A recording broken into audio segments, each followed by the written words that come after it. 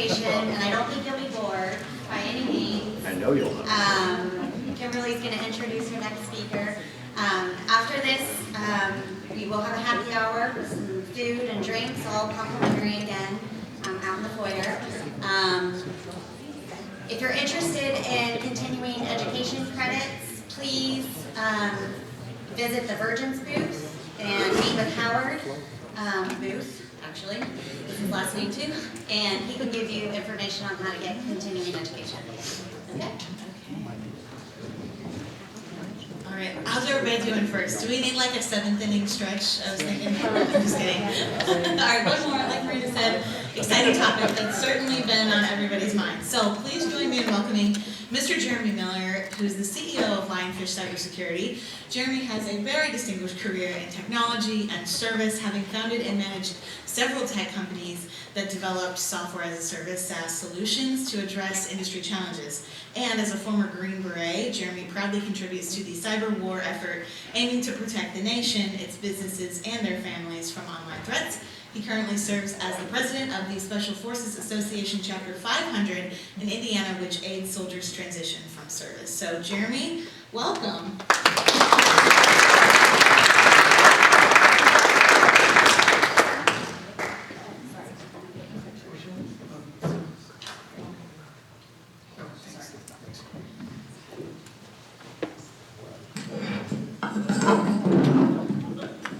That's why it fell for him earlier. So is Emily in the room? She's still here? She's here, but Not in the room. All right, well, she set a really high bar with these jokes, so I'm going to try it. What's that? I want to hear one. Come on. There you go. All right, ChatGPT says, being a DoD contractor is like being in a relationship where the government constantly says, I need more time to think about it. Meanwhile, you're already moved in, bought groceries, and they still haven't said yes to your proposal. All right, well, when she comes, you can tell her she got out joked on ChatGPT. Well, I've got a little short video I would like to play for you here real quick, and then we'll get into it.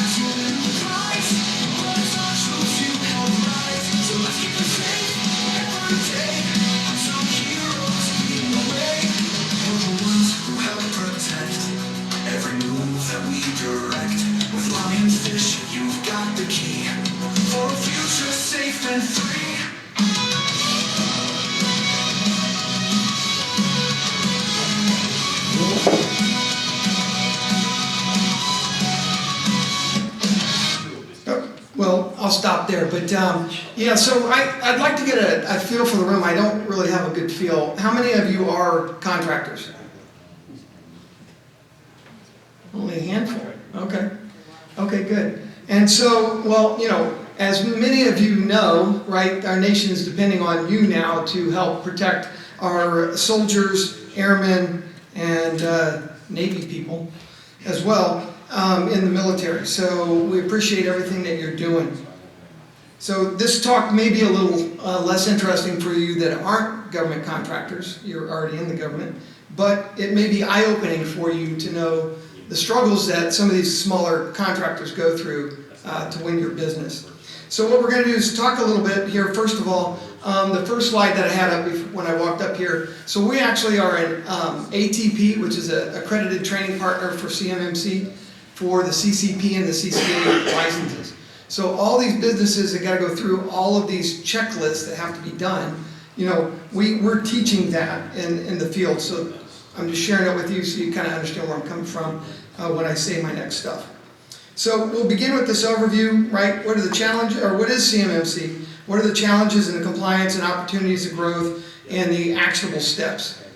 And I promise I won't be real long. Actually, I know, you know, Emily was apologetic about the lunch time. Well, I know you're going to go have alcohol, so we'll certainly keep that in mind. So on the cybersecurity maturity model, CMMC, it was developed for the defense to ensure that the contractors were doing the right thing and keeping this essential data in check.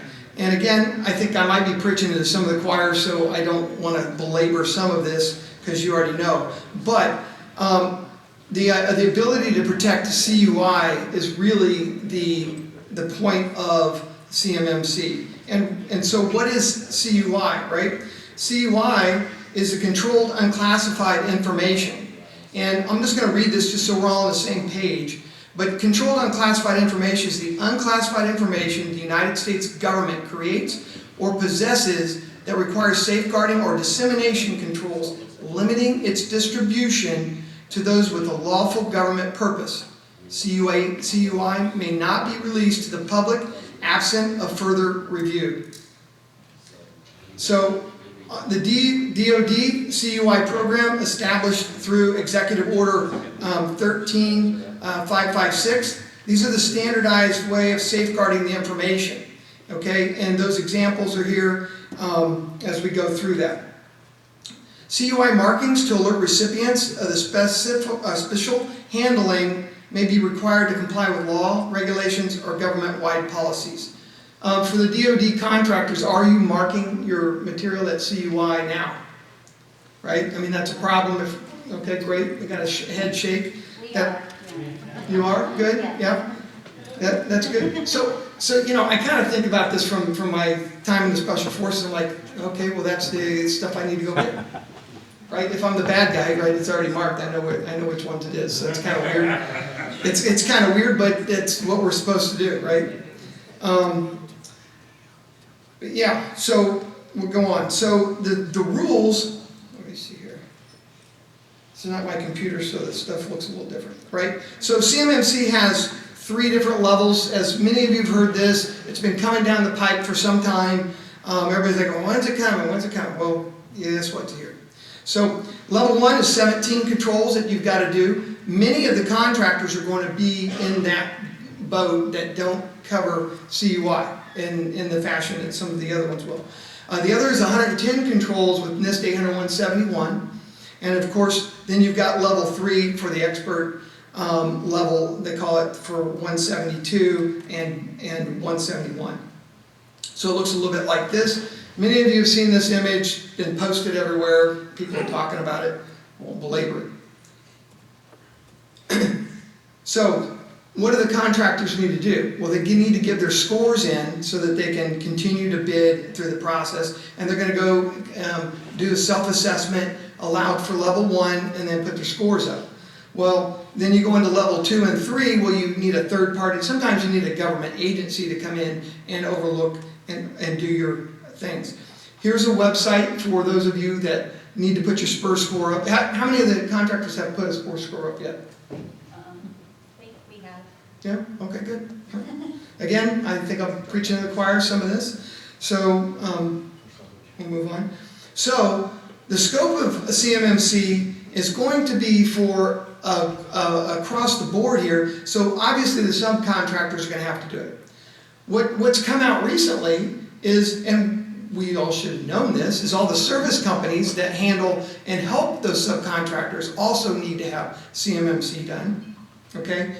And it's even gone beyond that, right, which is all the SaaS products that help the DoD clients in that space. They have to be FedRAMP, which is a much, as many of you already in here know, that's a much more invasive, harder one to get. So last week they had the final ruling, known as CFR 32. It was released to OIRA, meaning no more changes could be made. And so the only way for changes to be made is for both the House of Congress and the President to overturn the rule. So, for any defense contractor handling CUI, it's here, it's coming, and we should get a ruling, I don't know, nobody knows when, but maybe 30 to 60 days, and then they'll put it all into play. So, what are some challenges that you find? So, CMMC is not without its challenges, both financial and with the skills, right? It's tough in many ways. So first of all, it's a significant investment in cybersecurity tooling and training. You hear people talking about this is going to cost too much. According to the defense scopes, the federal registration, the Pentagon estimates cost. Okay, now I don't necessarily believe in all these, but this is what they report. Level 1 would be $4,000 to $6,000 to do. Level 2 self-assessment, $37,000 to $49,000, and then to get certification, $105,000 to $118,000 for level 2. That's a lot higher than what I've heard on the streets. Anybody heard anything different? Somebody's gone, not very many people have gone. Well, I got a hand? we've had about the same for level 2. You've heard or you've done? Getting, The certification's higher than I've seen, but certainly the self-assessment side, yes. Yeah, okay. Okay, go ahead, please. I was just to clarify, is that also the costs associated with implementing the controls and putting in the technology, or is that just the assessment? just the assessment. Okay. Well, the certification part would be the controls are done. Okay. Yeah, the controls actually been done. Mhm. Yeah, But we're using obviously in-house Yep. associates, right? Yep. yeah. Yeah, and then you get into the larger level 3s, you're looking at $500,000 to $2.7 million, and even larger, $4 to $21 million. Holy cow. It's a lot. And they estimate that about $4 billion would be spent over the next 20 years. I had no idea the numbers were that high, to be honest with you. I knew they were going to be high, but that was a little shocking to me. So, we have other challenges. We got a skills shortage, right? Anybody hear that there's like 500,000 cyber jobs unfulfilled right now? Right? And you know, I'm gonna deviate a little bit here because I probably have a little bit of time, but if you think about this, and those 500,000 jobs, many of those are going to upper, mid-sized to enterprise companies. Okay? Now I'm going to make some other shocking things that I've realized since our focus in lionfish. Just the state of Indiana, we have 105,000 businesses here, between 1 and 500 employees. 92,000 of them, 87%, have less than 20. That includes critical infrastructure, some local governments, and of course, a bunch of small businesses.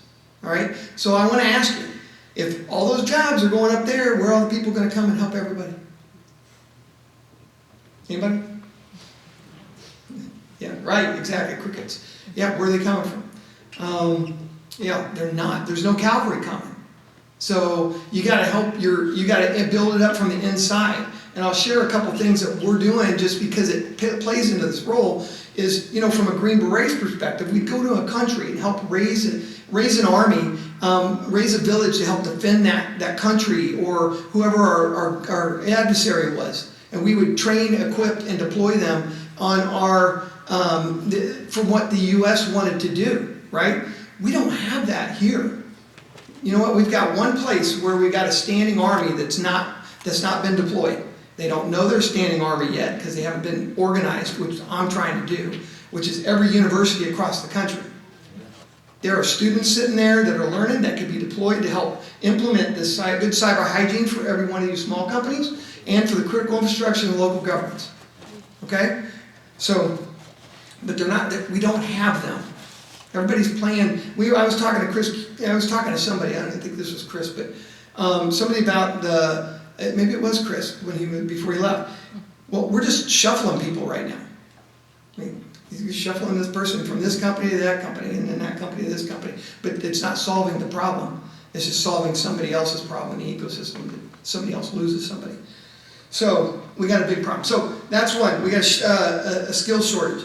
Many of the MSPs, right? They even in MSPs, you think they're in IT, they don't necessarily know compliance or security. Some of them, they're just trying to some of them are getting their head wrapped around security. Now they need to learn compliance so they can actually help. So we're trying to help mobilize them as well.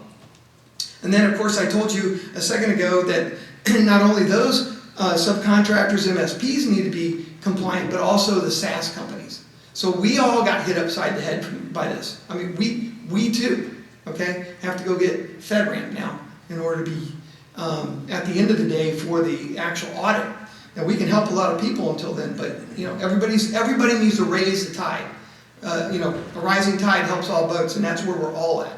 Contractors, MSPs, and SaaS companies. We're all in trouble. Okay, so on compliance complexity. Insurance that compliance is happening remains complex for the small companies. Oh my gosh, if you're a small company trying to do this yourself and do the work you're doing, it's not easy, right? Because you're too busy trying to make money so you can stay alive, let alone doing this. So it's very hard. And when you do get compliant, how do you keep compliant? Okay, so a simple example that I have up here is somebody leaves your company and you forget to turn off their access to whatever you gave them.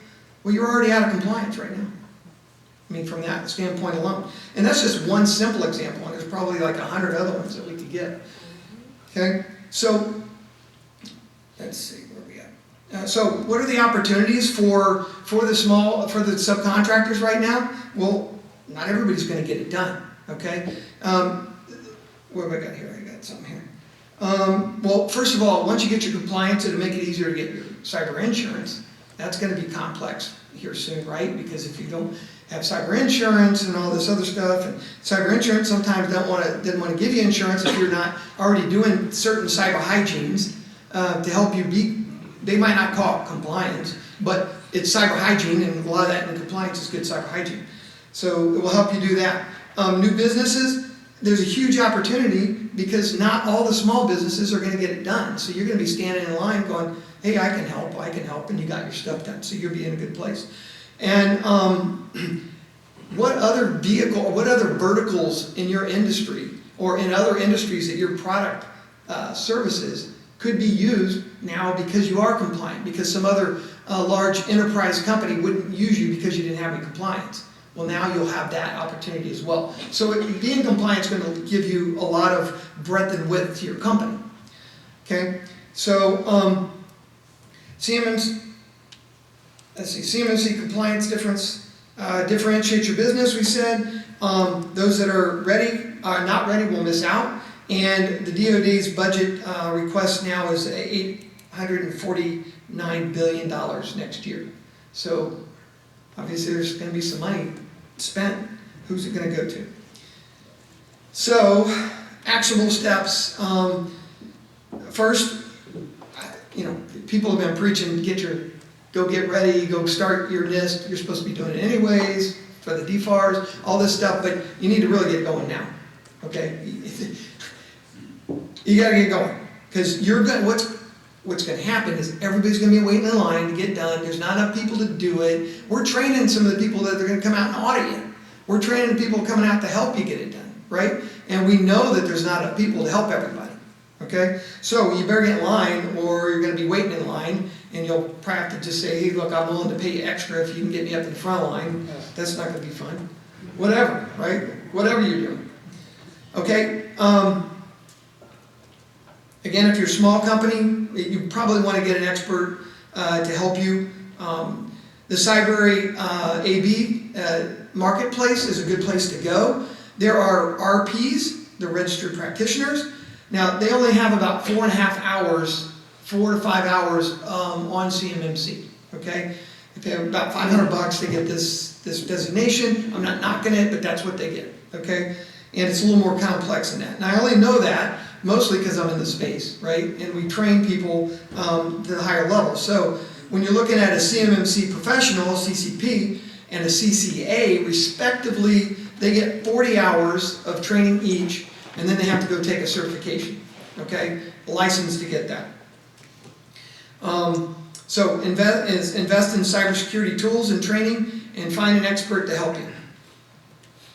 So conclusion, oh my gosh. It's essential to get these contracts secured and take the necessary steps, but at the end, how do you eat an elephant, right? One bite at a time, and that's the same thing with CMMC and any kind of compliance. So I'll stop there. I think I'm probably good on time, but thank you. I'll wait for questions. Questions?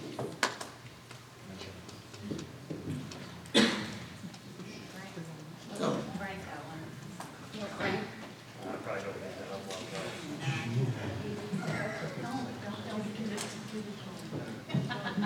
Hi, Brian Brown, CSCI. Are you staying after this? Because I could use your time to talk this topic. Yeah, I'll be here. The question I have, it's sort of like a cart before the horse. I think a lot of small businesses have the question of, okay, what contracts do we have today? What space do we want to be in?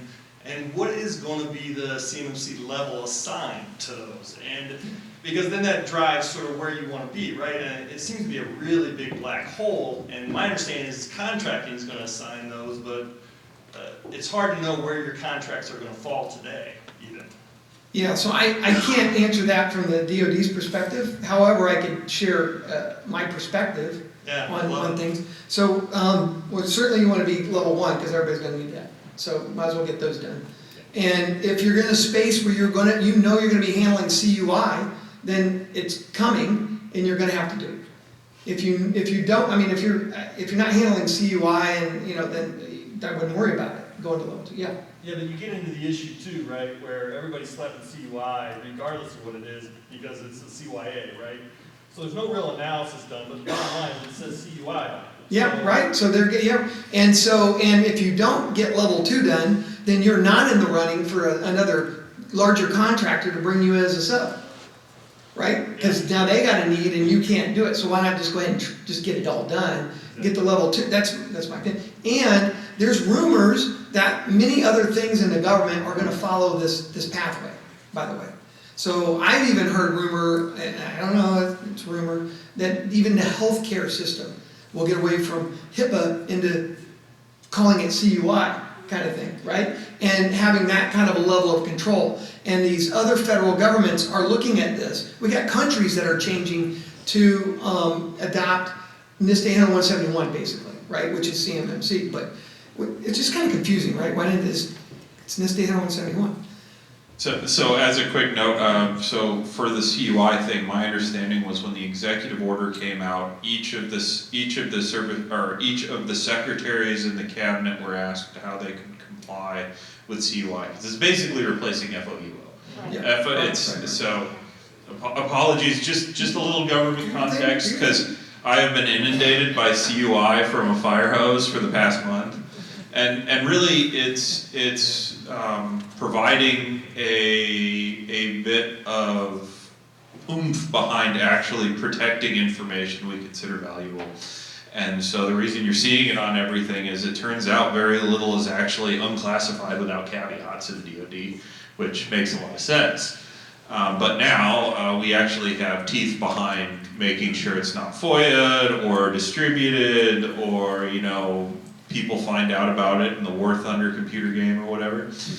But yeah, my understanding is the DNI or the National Intelligence Director was the only director who basically said no, we're sticking with FOUO. But I think everybody else has been marching towards having something stated as CUI. So I could see certainly Health and Human Services, right, as an executive department would be moving in that direction. Yeah. And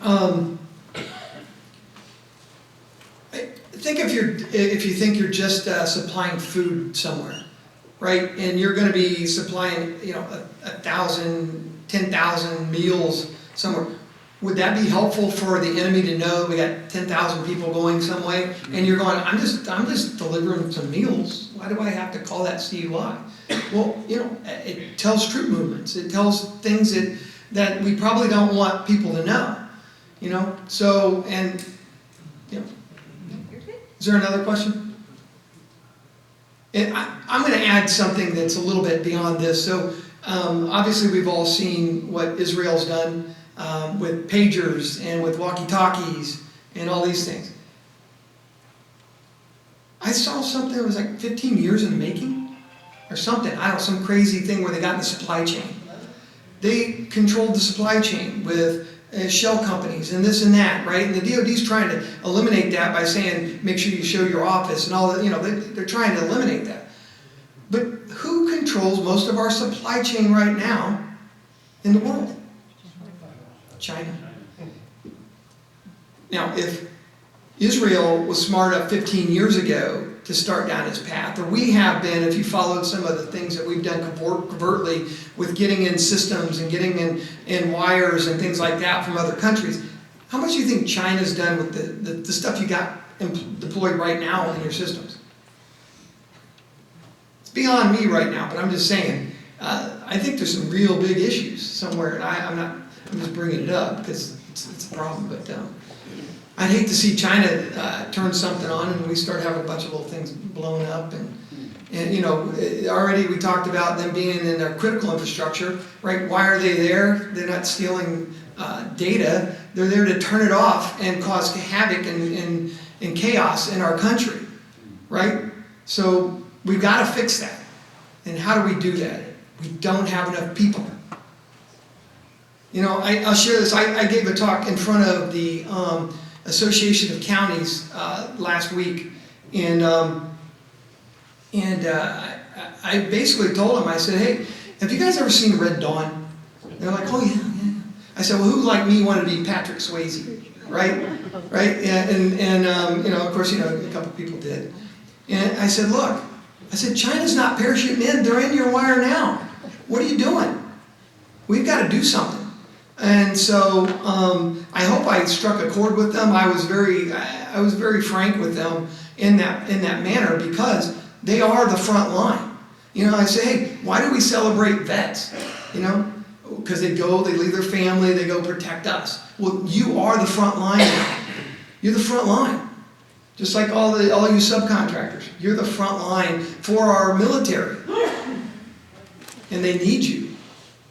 So, all right. Thanks. If there's no other questions, I'll stop. Yeah, thank you.